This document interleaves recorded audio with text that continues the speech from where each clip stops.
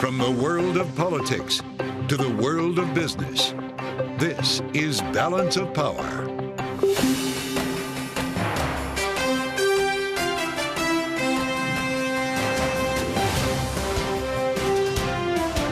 Live from Washington, D.C.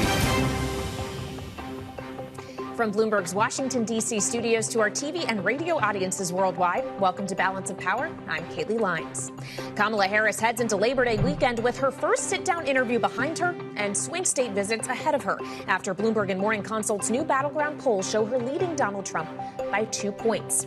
Trump, meantime, pulling focus to reproductive rights as he makes clear he will be voting no on Florida's abortion rights amendment and says he wants IVF treatments to be covered. We'll have reaction from our political panel and presidential historian Barbara Perry of the University of Virginia. We'll also be joined by Jared Bernstein, chair of the White House Council of Economic Advisors, as data on the Fed's preferred inflation gauge sets the stage for a rate cut next month.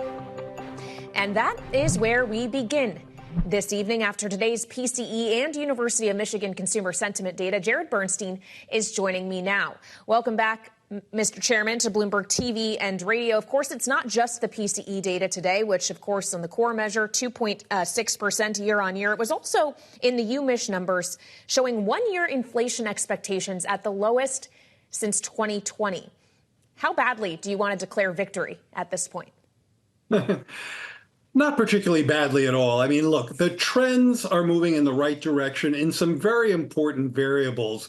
We always, as you know, Kaylee, we're looking at this from the perspective of households at the kitchen table. We know that the progress is important, but we know that we have more work to do. In this regard, by the way, I think one of the somewhat underappreciated numbers coming out of the PCE report today is strong consumer spending in July, 0.4% for the month, real. Okay, inflation adjusted, just below 3% year over year. And that tells you that lower gas prices, which are about 50 cents per gallon, lower than they were a year ago, strong job market generating real wage gains. Those are creating forward momentum in the job market. And we're seeing that in consumer spending, easing inflation, rising real pay. Well, Jared, I'm glad you raised gas prices because on the early edition of Balance of Power today, I spoke with Patrick DeHaan, who's Gas Buddy's head of petroleum analysis, and asked him about the trend of gas prices we're seeing currently and where he thinks they could go in the coming months. This is what he told me. We certainly could see more and more gas prices below the $3 a gallon mark. Gas Buddy data showing 8 states where average gas prices are below $3 a gallon for Labor Day. That number could double or even triple by the time we get to Halloween or into Thanksgiving. Some caveats, you could say the typical caveats apply. Hurricane season has been relatively quiet, but we are in the prime. There are a couple areas of interest that the National Hurricane Center is monitoring. And of course, the other wild card, the Middle East. How worried, Mr. Chairman, are you about those caveats? Or do you actually think we could be looking at a sub-3 figure on the average pump price come Election Day? Patrick knows those numbers better than almost anyone, and he's actually been, I think, quite a reliable forecaster with the caveats, frankly, the very ones he offered, that it's just very hard to tell the wiggles and waggles in that particular price. What I can tell you for sure is that drivers this Labor Day are going to be looking at the lowest price in the pump at the pump in about 3 years. If you look at TSA numbers, so we're not just talking about driving, we're talking about flying, what we see are a lot of people going a lot of places. Now, I understand that there are still real anxieties out there around the level of the price. Certainly, VP Harris, President Biden reference that every time they talk about it, particularly in reference to their cost-cutting agenda, housing, childcare, prescription drug, junk fees. That agenda remains as aggressive as ever. But I think it's really important to see in today's report rising real incomes. We at CEA, we did a blog on this today. We have real incomes up about 5% since the president took office. And this is important because one of the things we hear a lot is people just talking about the price side of the equation without looking at the fact that wages and incomes have been beating prices. And that gas story is part, I think, of that favorable story from the consumer's perspective.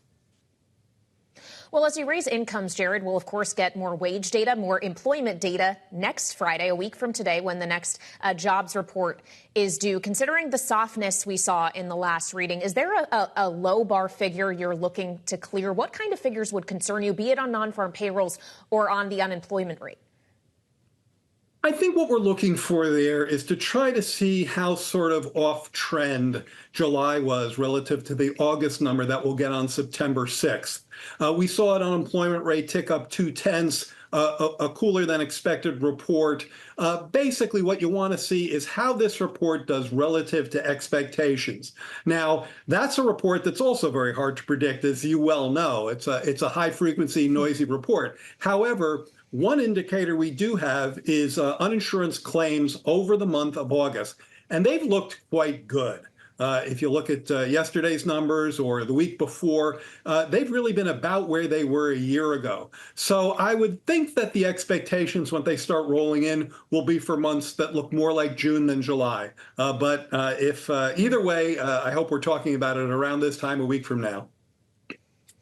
Well, I share that hope that you'll be back with us on Bloomberg TV and radio, Jared. Of course, that's going to be pretty important data to get before the Fed's decision that's coming up in a few weeks' time. I'm not going to ask you if you think they will cut or of what size. I will tell you the market is expecting interest rates to be lowered, and they think they may be lowered to the tune of 100 basis points by year end. Where would that leave the U.S. economy come January when a new president, whoever that may be, will be taking office if we see 100 basis points of easing? Well, okay, so the way you teed up the question, I don't have to weigh in on what the Fed's going to do. I'm just going to answer. I'm going to answer your query there. And look, I mean, I think that this would be very consistent with some important developments that tend to occur when interest rates go down. And the first thing I think of is the mortgage market. Okay, so look, we've had mortgage rates on the 30-year fixed rate mortgage that were above 7%. Last I looked, they were 6.4. A lot of that's pricing in of the kind of dynamics you just discussed. But one of the things that we're looking for out there is for a lock-in effect to get unlocked. That is, people who want to move but have been hesitant to do so because they're locked into a lower rate than is available on the open market. As that mortgage rate starts coming down, that lock-in effect unlocks. Now, I've talked to experts in the field. I said, what's the magic number? What's the key that unlocks that effect? And some say less than 6%. Some say less than 5%. I think the right answer is who knows, but it's moving in the right direction. And especially one of the things we see, of course, is that these price moves on the mortgage rates get priced in before the central bank makes their cuts. So let's watch that and see how that unfolds, given the data flow that coming in. And finally, Mr. Chairman, while we're on the subject of housing, that is obviously an area in which Kamala Harris has specifically targeted with the economic proposal she would like to pursue if she does indeed win in November, including, for example, $25,000 down payment assistance to first-time home buyers. I spoke with Betsy Stevenson of the University of Michigan about that plan yesterday and whether or not it was fiscally responsible. This is what she told me. My hope is she's got a great proposal. $25,000 for first-time home buyers is a great idea. Let's just hope it's balanced with, maybe reducing the handouts we're giving to wealthier families with big houses. Mr. Chairman, it raises the question about the pay-fors. Considering how hard this White House in particular has tried to fight the battle against inflation, same goes, of course, for the Federal Reserve. Are you worried that some of these policies being put forward by, frankly, both presidential candidates could potentially be inflationary in nature if they are not adequately offset? Well, I think the right place to start with that is to really drill down a bit in something that you and Betsy weren't talking about, which I view as the key part of VP Harris's and President Biden as well, in fact, because there's similarities there of their housing plan, which is to increase the supply of affordable housing.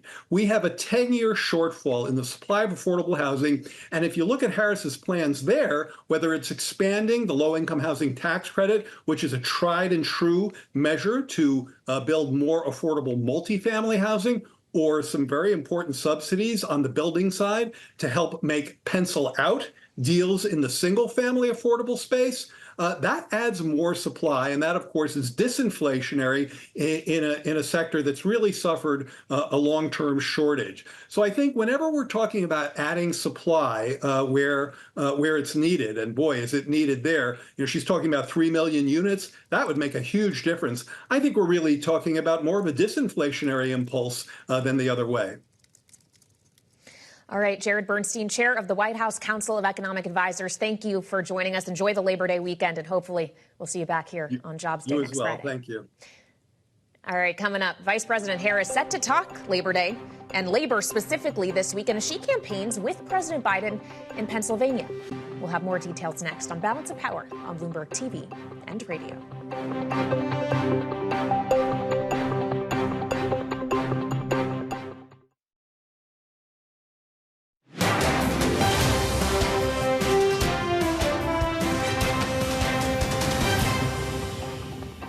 I think, sadly, in the last decade, we have had in the former president someone who has really been pushing an agenda and an environment that is about diminishing the character and the strength of who we are as Americans, really dividing our nation, and I think people are ready to turn the page on that.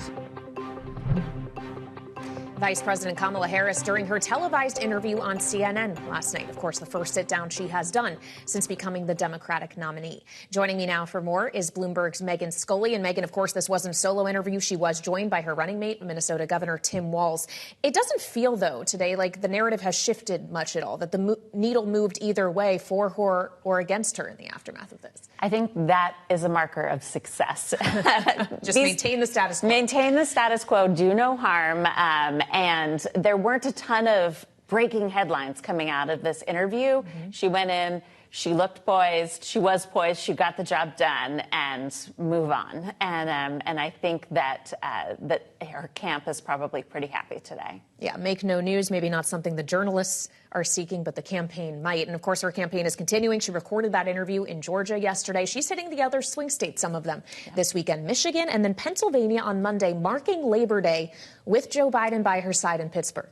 I think that is a very telling trip. The two of them going there, it is his adopted home state, and it is a direct appeal to those blue-collar workers, those union workers in Western Pennsylvania, in the Pittsburgh area, that she needs to come out in big support behind her.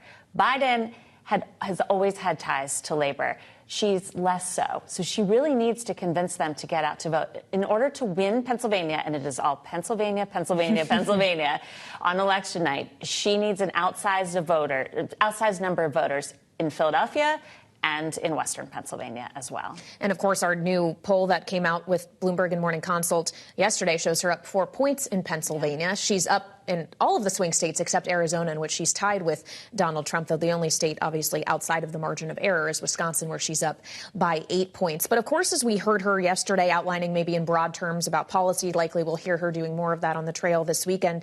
She can't do that much if she doesn't have Congress coming along with her. So how important is the polling we're seeing, not just on the head-to-head presidential map, but in these same states, even in states like Arizona, where Ruben Gallego's up against Carrie Lake, or Bob Casey in Pennsylvania, who could be seen as vulnerable? How should we be considering the down-ballot impact of her candidacy here? It cannot be understated, the importance of that. The Democrats are trying desperately to maintain control of the Senate. It is a difficult map for them. They've already essentially lost West Virginia with Joe Manchin deciding not to run. So that puts them at 50-50. They can afford to lose no one else, essentially. And you have a lot of tight races, including John Tester in Montana, a state that Trump is very popular in. So that's incredibly important. And then you have the House as well.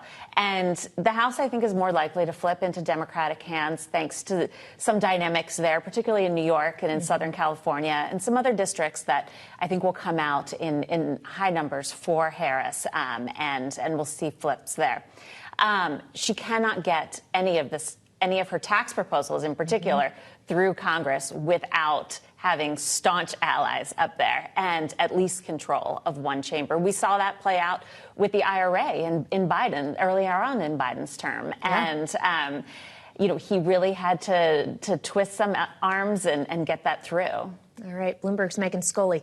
Thank you so much for joining me. And now our other top story today, as we were just discussing with the White House's Jared Bernstein, new economic data teeing up a Fed rate cut in just a few weeks' time. At least that's what the market believes at this point. Joining me now for more is Bloomberg's Enda Curran. So, Enda, it was in part the PCE data, which, of course, is what the Fed looks very closely at, in part the UMich consumer sentiment data. How often have we heard Chairman Powell talk about managing inflation expectations? If those are down too, does all of this add up for justification of a 50 basis point cut? Well, it's certainly heading for a rate cut. The inflation numbers today, very good news indeed for the Fed. This is the core inflation reading that the officials look at. It rose 0.2% in July, and on a 3-month annualized basis, which they really prefer, 1.7% slowest this year. This strips out like volatile prices for food and energy, so it's considered a good handle on inflation. And the story is, it means prices are cooling. And then to your point, of course, that does clear the way for the Fed to do something in September. And by how much, of course, it's a tough call. It all depends on jobs. The jobs data comes out next week. Next Friday, we get the August payrolls figures, and that will say a lot for what's going to happen borrowing costs in the months ahead. Well, especially considering the weak payrolls report in July, or the July payrolls report that made many people worry. Before we even get to jobs, though, and we also get ISM manufacturing on Tuesday, right when we return from the holiday. How important could that data be, considering how soft it has been? Manufacturing has been in the doldrums. It's interesting. The broader economy doing okay, obviously, as you know, certain areas booming, consumers holding up. But manufacturing, even with all the investment going to certain sectors like EVs and chips and everything else, the broad sector has just been in the doldrums, sluggish order books, sluggish unemployment. So it will be interesting, of course. The manufacturing sector is so sensitive for the political cycle. It all feeds into it. If they're warning of job losses and slowing down, that will feed into the background of mood music for jobs on Friday. But it's not the biggest employer in the country. That's still like services and other sectors. So, whatever figure does come out on Friday will be the bigger headline of next week.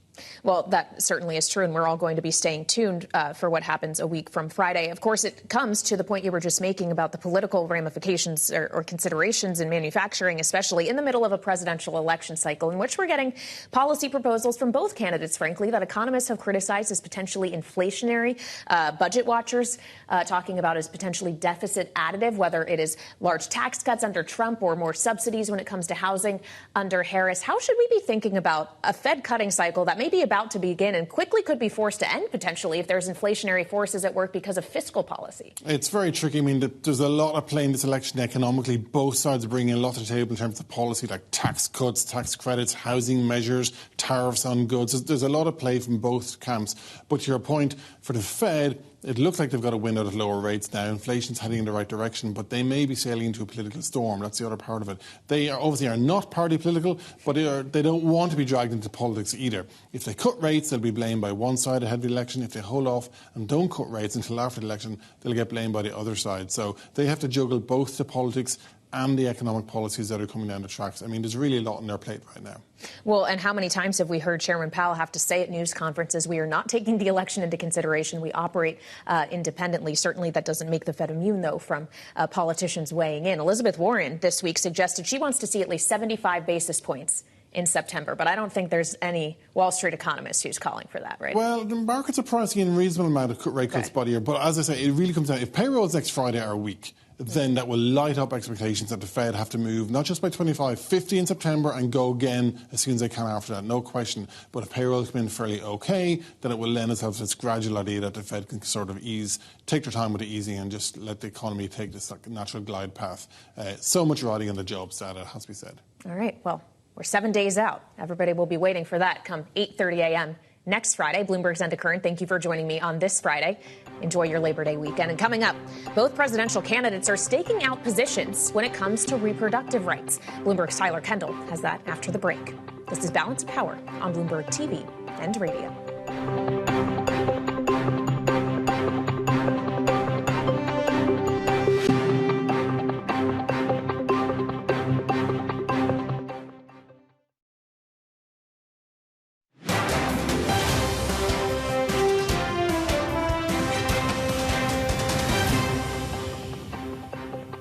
This is Balance of Power on Bloomberg TV and radio. Breaking in the last hour, former President Donald Trump says he will vote against a Florida measure that would enshrine abortion rights in the state. As a Florida resident, Trump told Fox News he'll cast a ballot opposing what's known as Amendment 4. Trump says he does not support the state's current 6 weeks abortion ban, but is concerned about what he calls extreme positions by Democrats when it comes to the issue. It's the former president's latest comments as he tries to appeal to voters on reproductive rights. That includes a new plan for in vitro fertilization. Bloomberg's Kendall has the latest. Tyler? Yeah, hey, Kaylee. Former President Trump is pledging in vitro fertilization treatments will be covered by the government or insurance companies if he's elected to the White House. The policy is short on details, but the former president is tying IVF to high costs, proving to be a burden for Americans. The IVF treatments are expensive. It's very hard for many people to do it and to get it. But I've been in favor of IVF right from the beginning. I'm totally in favor of it. But we're going to do what I just said. We're going to pay for it, and it'll help families because a lot of families can't use it.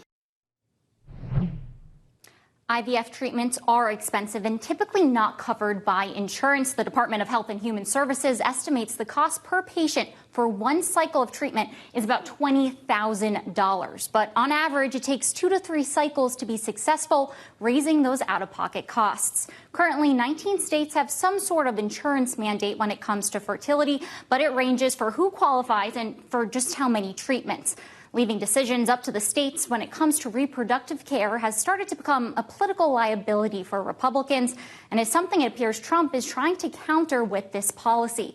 Since the Supreme Court ended the constitutional right to an abortion, Democrats have sought to suggest bans in now these 14 states could lead to further restrictions when it comes to fertility treatments. Here was Vice Presidential candidate Tim Walz on CNN earlier this week.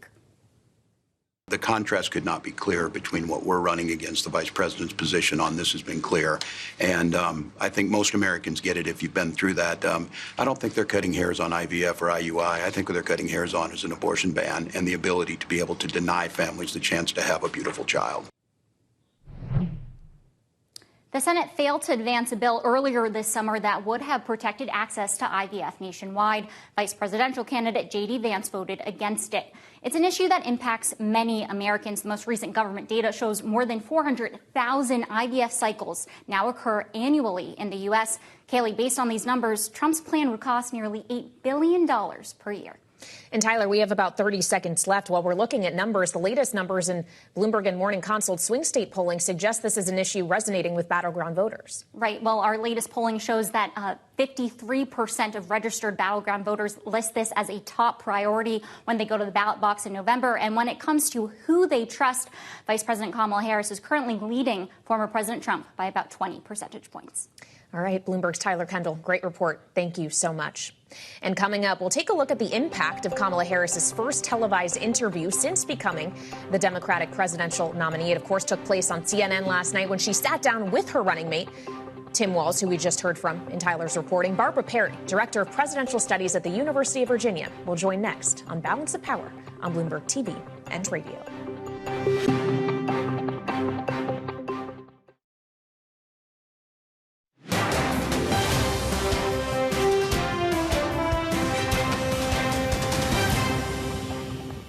But I did see that photograph, and I was deeply touched by it. And you're right, it's the back of her head, her 2 little braids, and then I'm in the front of the photograph, obviously speaking. And it's very humbling. It's very humbling in many ways. That was Vice President Kamala Harris during her CNN interview last night, reflecting on the now viral photo of her grandniece looking up at her speaking during the DNC. What she did not do in the interview, though, is reflect much at all about the historic nature of her candidacy. Joining me now for more is Barbara Perry, Director of Presidential Studies at the University of Virginia's Miller Center. Welcome back to Bloomberg TV and radio. It's great to have you back, Barbara. Of course, you are a presidential historian, and we have not in history seen a candidate like Kamala Harris become the nominee of a major party. She is not just a woman, but a woman of color. And yet it doesn't seem she's very eager to discuss that. How did you view not just her conduct in the interview last night in that regard, but what we've seen so far from her campaign? First of all, as always, Kaylee, great to be with you from Charlottesville and UVA.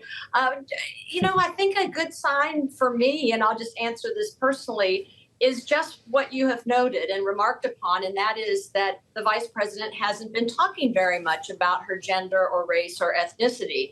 Others certainly have, and as you say, it is historic. It's not historic at this point to have a woman at the top of the ticket because, of course, we had Hillary Clinton, and you could be understanding, I think, of maybe why she doesn't want to draw attention to that. Because that turned out poorly for Secretary Clinton, and the fact that in 2016 Donald Trump won the Electoral College and won the presidency. But I think what I'm referring to is that by my not thinking about, oh, she's not talking about her gender or her race or ethnicity, men don't have to stand up on the stump or be at the debate or be in an interview and talk about being a man.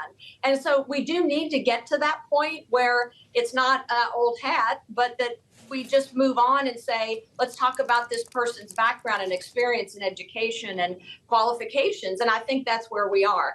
And you'll notice that Barack Obama did not want to talk a lot about race when he was running for the nomination against Hillary Clinton in 2008. But then when it came up in the controversy about his pastor, the Reverend Jeremiah Wright, he had to give a whole speech about race. And I would say the same thing as a person who studies the Kennedys and presidential history. President Kennedy, in running as Senator Kennedy in 1960, didn't really want to bring up his religion. He would become the first Roman Catholic president. But when he started being attacked in September of that election year of 1960, he gave a famous speech about being Catholic and about the separation of church and state. So in a way, I think you could say that Kamala Harris is following in the footsteps of President Kennedy and President Obama, of leaving that to the side and talking about the issues. Although she is being attacked, to your point, the prior candidates have had to come out and address these kind of things at that point. It raises the idea that the other side of this equation is the conduct of Donald Trump and the way he is talking about her. I talked about that with Jane Hall, Associate Professor of Journalism and Media at American University earlier today, and this is what she had to say.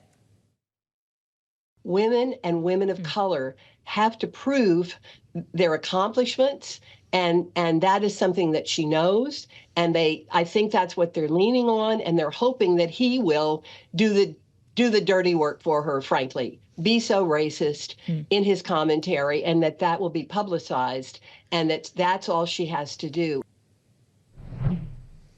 So, Professor Perry, I wonder if the actual question here is as much about the way Kamala Harris talks about these things as it is about Donald Trump, because we do, of course, have multiple election cycles of his behavior to look back on as well.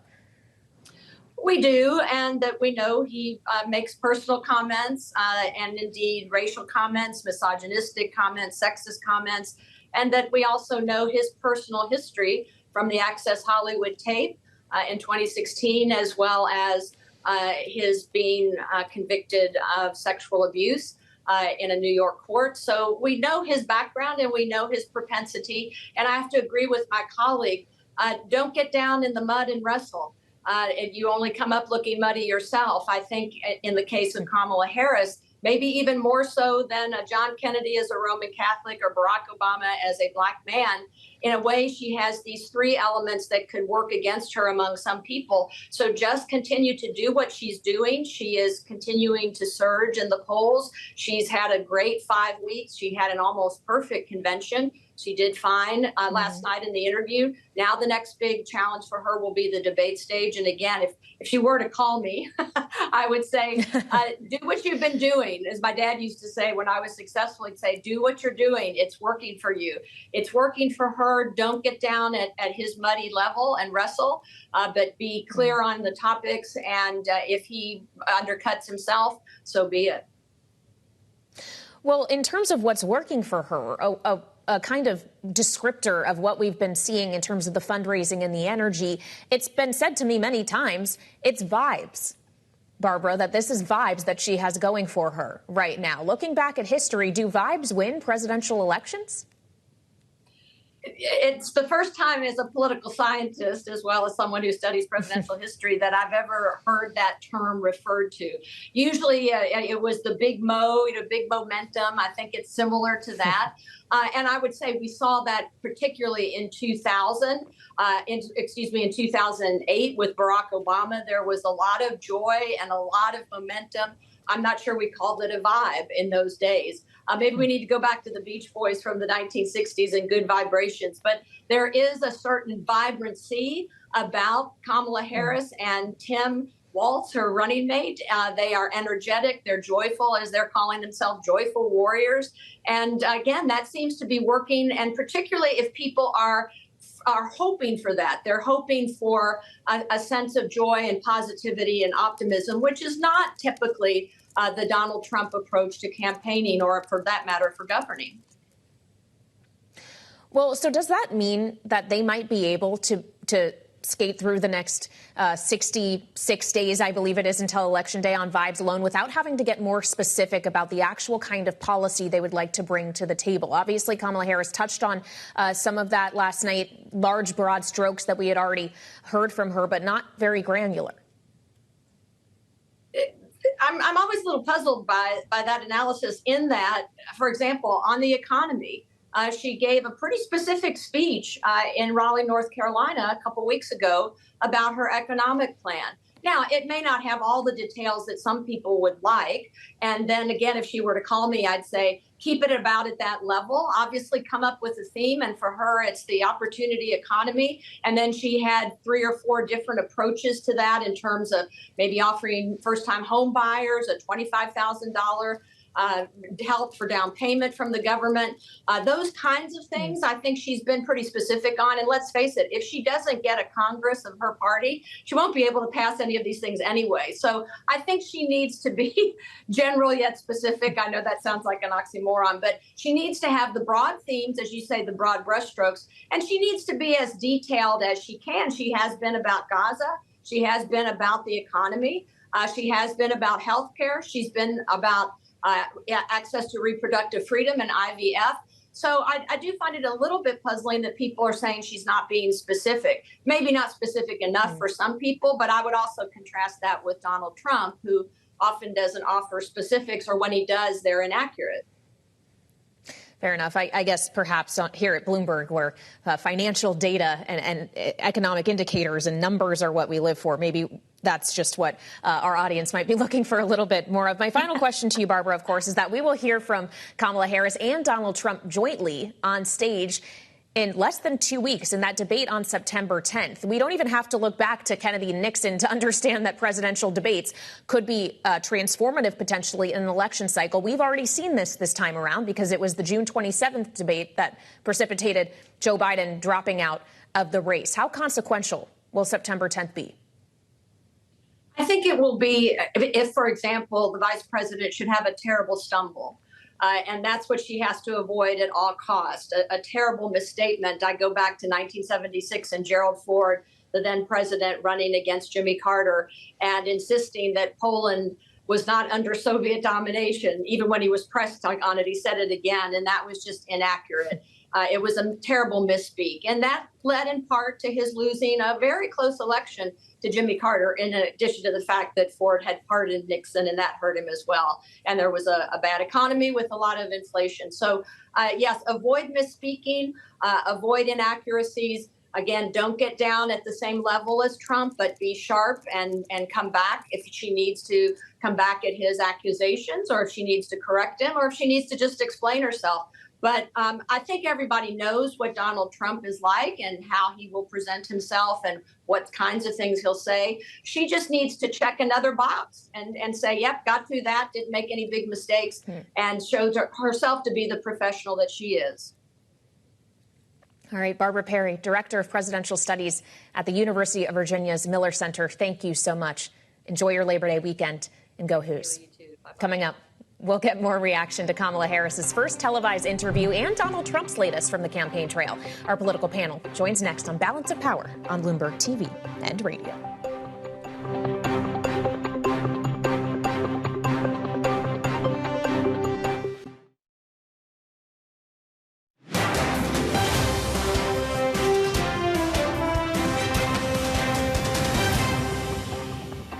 He's a weird guy. He's a weird dude. You know, see, they come up with sound bites. They always have sound bites. And one of the things is that JD and I are weird.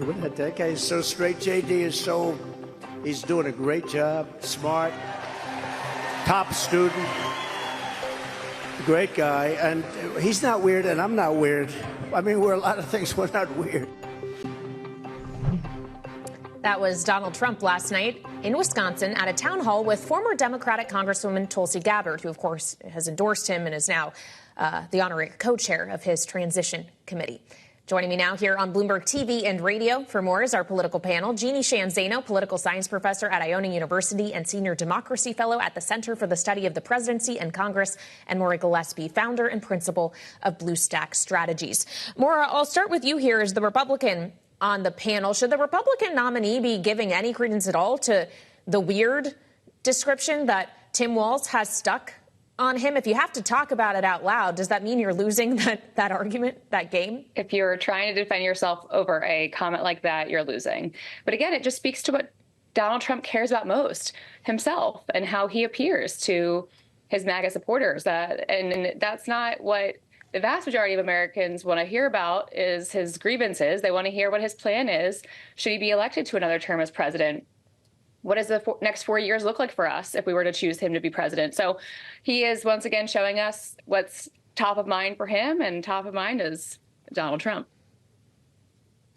Well, and Donald Trump certainly was also not physically in the room, but in some ways in the room when Kamala Harris and Tim Walz sat down for their first televised interview on CNN last night. They did do it jointly, and they each kind of talked about contrast, Jeannie, with Donald Trump specifically. Harris talked about that, even the contrast between Joe Biden and Donald Trump, not just herself. And Tim Walz did the same when it comes to issues of reproductive rights and other situations when it comes to fertility treatments and the like. Is that a successful strategy for them? How much do they need to be talking about Donald Trump like Donald Trump is talking about them versus just trying to define themselves?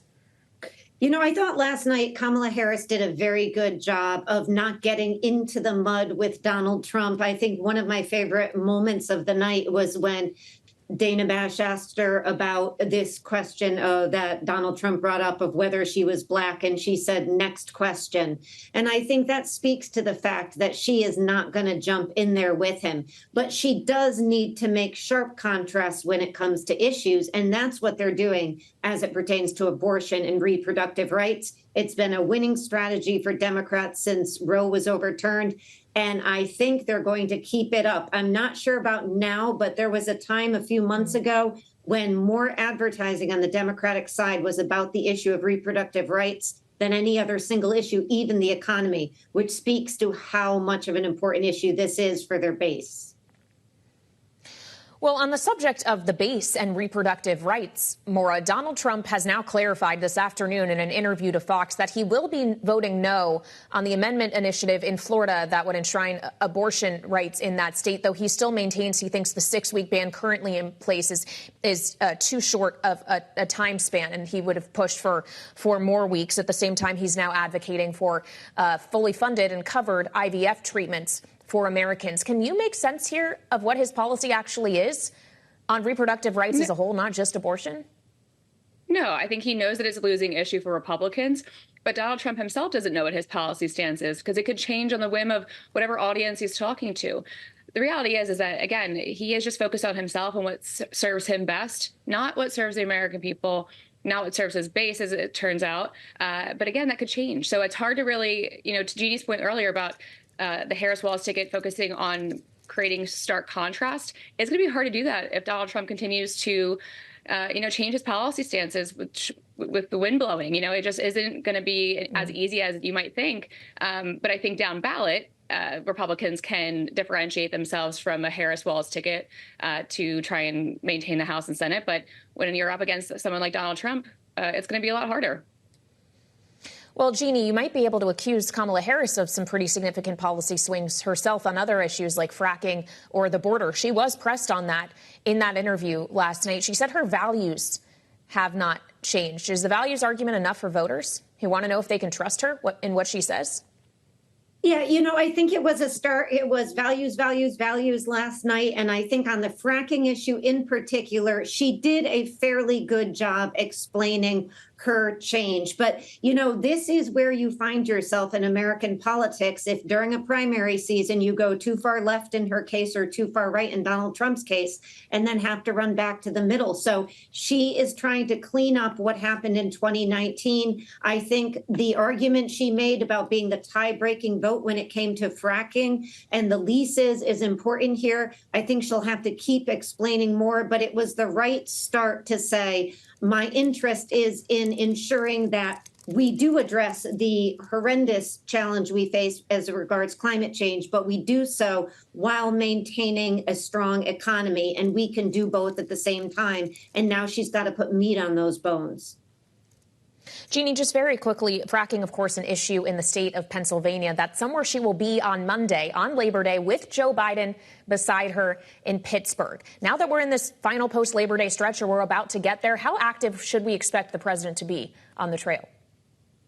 I think he's got to be a supporting player on the trail. And this is an important moment for him to go. Labor Day, I don't know about you, Kaylee. A lot of people are driving. Gas prices are the lowest in 3 years. They need to get out and talk about these positives. We, are looking at better economic numbers in the Bloomberg Morning Consult poll for Kamala Harris than we've seen recently for Joe Biden. So they need to get out and celebrate those. And I think Joe Biden should be there to do that as much as he can. But by and large, this has got to be her fronting this ticket.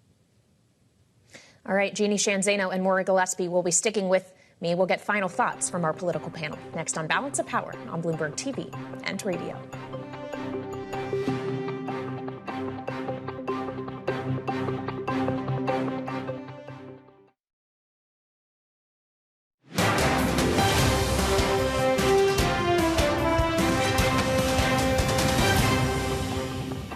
Well, first, it was a conviction of what you believe. Being active and actually publicly endorsing her, being a part of the DNC back in 2020 as well. I approach everything with decency and humanity. It's not like I'm out here just casting flames at the other side. It's what I believe in. Whether you agree with me or not, we want to be able to foster positive conversations. That was Golden State Warriors star Steph Curry speaking with my colleague Emily Chang, host of The Circuit here on Bloomberg, about his support for Kamala Harris. Of course, there'll be a full episode with Steph Curry forthcoming. But back with me now here on Balance of Power is our political panel, Jeannie Sheehan Zaino and Maura Gillespie, for final thoughts. Of course, Jeannie, you and I at this time last week were in recovery post-Chicago. We might, frankly, still be in the middle of that recovery, but we were waiting to see if Beyonce was going to show up or what other celebrities other than Pink and John Legend might be there. How important is celebrity support in an election like this one, especially when Harris is trying so hard to tap into Gen Z specifically? First of all, I'm so jealous of Emily Chang. What a gig she has out there. That was awesome. I know. We heard Steve Kerr, the coach of the Warriors, out at the DNC, and he had one of the great speeches out there, and he ended with night, night. Now we see, that coming to fruition. I do think that these are important, particularly for segments. So for men who like the sport, like the team, like these players and coaches, these can be really important endorsements, even giving people a chance to have a second look at somebody they otherwise might not think of. So from that perspective, it's a win for Kamala Harris for sure. And Maura, I want to give you a bite on Steph Curry, but also we heard on stage at the DNC, someone you used to work for, Congressman Adam Kinzinger, former congressman that is. And Kamala Harris did say in that CNN interview last night she would be willing to appoint a Republican to her cabinet. Do you think he might be a candidate? I'm sure it's not, probably being floated around as an idea.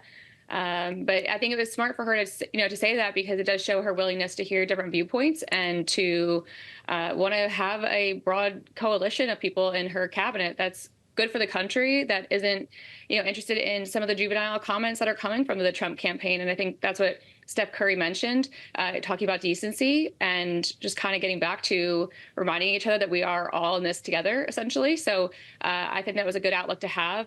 Now, who gets Caitlin Clark's endorsement? Time will tell, but I think that could really weigh things. So. Fair enough. Caitlin Clark, we're still waiting for. Taylor Swift, perhaps, is another one. Of course, there was a Swifties for Harris call that happened earlier this week. Also, my producer, Matt Shirley, tells me that Maura used to have a basketball career. So maybe we have another That is true. basketball player in our midst. Jeannie Shanzano and Maura Gillespie, thank you so much for joining me on this Friday. Especially great to have you. We are now beginning Labor Day weekend. Of course, if you want some reading over the weekend, you can check out the Washington Edition newsletter. You can find that on the terminal and online. And of course, you can find us back here on the other side of Labor Day to analyze the Labor Day travel of the candidates. Again, Harris and Biden will be together in Pittsburgh on Monday. And we have a big week coming up next week, including the jobs report next Friday. So thanks for joining us on Balance of Power. Enjoy the long weekend, and we'll see you back on Tuesday. This is Bloomberg TV and Radio.